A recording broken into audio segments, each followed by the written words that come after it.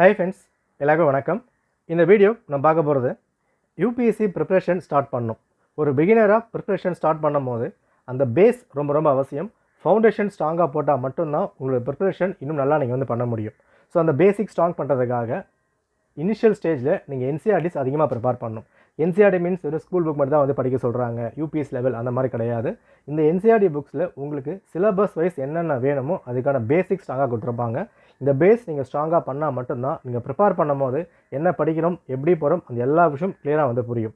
நம்ம எடுத்த எடுப்பில் ரொம்ப ஸ்ட்ராங்காக ஒரு பெரிய புக்ஸ் படிக்கிறோம், ஒரு ஆத்தர் புக் படிக்கிறோம் அப்படின்னா உங்களுக்கு பேஸ் தெரியாமல் வந்திருக்கும். அந்த பேஸ் ஸ்ட்ராங் பண்ணுறதுக்கு இந்த என்சிஆர்டி ரொம்ப ரொம்ப இம்பார்ட்டன்ட். அப்போது ஒரு ஃப்ரெஷராக ஸ்டார்ட் பண்ணும் போது என்சிஆர்டியில் எந்த புக்கை படிக்கலாம், எந்த மாதிரி கொண்டு போகணும், எங்கே ஸ்டார்ட் பண்ணலாம், ஒரு குழப்பம் பெருசாக இருக்கும். ஒரு ஸ்டார்டிங் ஸ்டேஜில் மினிமம் 90 days, அதாவது 2லேருந்து ஒரு 3 மாதம் உங்களுக்கு எடுக்கும்.